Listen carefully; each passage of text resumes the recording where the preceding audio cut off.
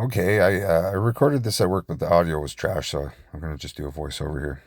So I have injured my knee, and I don't know what exactly it is, but I've tested all the directional force stability vectors, and nothing is showing anything really except for like loading in certain positions is noxious.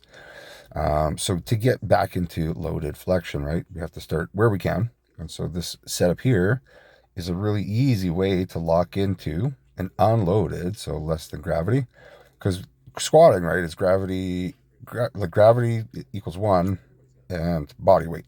So we want to take some of that off. So basically load in your elbows. That way you can kind of pull in. You're nice and secure. You're not going to slip if you kind of set your stuff up nicely.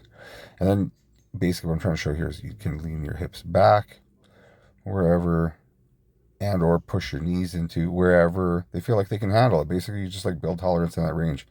And the more deep, like with this particular exercise, the deeper you go, the less weight is on the knee, right? So this is actually kind of sweet because usually where it's the most fucked is the bottom. So you want to kind of like see how the elbow's going up. I'm like taking slack, but I'm also kind of like trying to leave some on the table. Say you got to stand up too. So I'm kind of playing around down there. When you got to stand up, you can suck in with, yeah, it's like a suck in. And that takes more stress off. And then you can kind of like reverse. So you can either stand straight up from here if it feels comfortable on the knee, or you can push your hips back. So you can slide your butt back, and in that way you can like wiggle yourself back up, trying to use positions and angles that don't hurt, and exploring the ones that do feel accessible enough to do. You know what I mean? And so here I'm kind of showing like how I might do some loaded isometrics using this setup.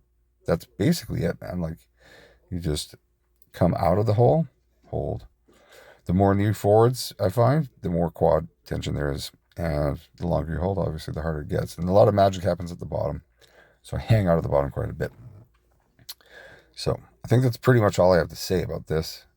It's pretty simple. I'm demonstrating there. So I'm going to cut some of this. It's just redundant. But what I'm going to do is show some of the, because I have a kind of like a different flow that I use the hip angle. And maybe I'll just try to find it. Okay, here's the hip flow thingy. So basically, you lengthen your anchor point by extending your arms instead, right? So your anchor point, I'm talking about you. Anyway, less band assistance, we'll say.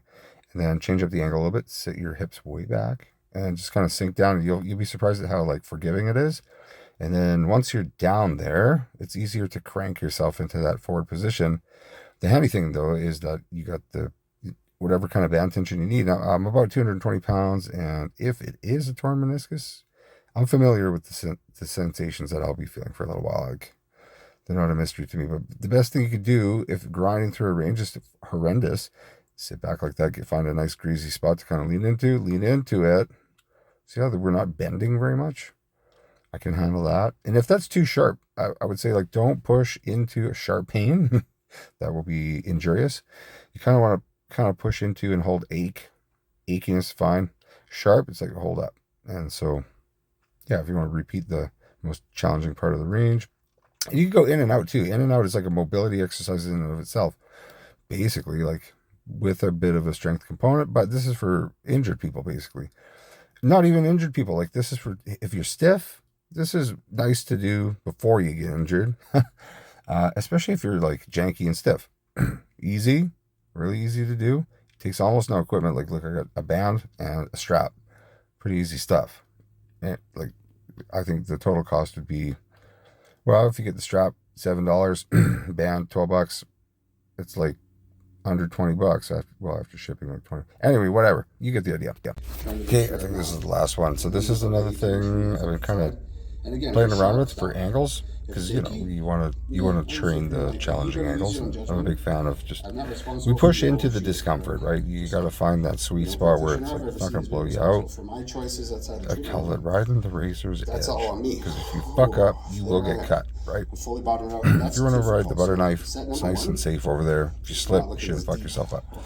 But it depends on how hard we're going. I think I'm kind of actually riding the butter knife here. It's not actually that bad. When we get back to like barbell weighted front knee stuff, we're riding the razor. But anyway, We'll deal with that bridge when we get there, but this is nice because you can kind of get into that knee forward position and then come out of it with the sharpest angle. But look how little weight there is on the feet. I'm sliding, right? If you're sliding, you're not very like heavy on the contact point with the floor, or you just got really slippery floors. Anyways, yeah, shoving knee forwards and then like playing around with like what feels like forced knee extension in a shitty range.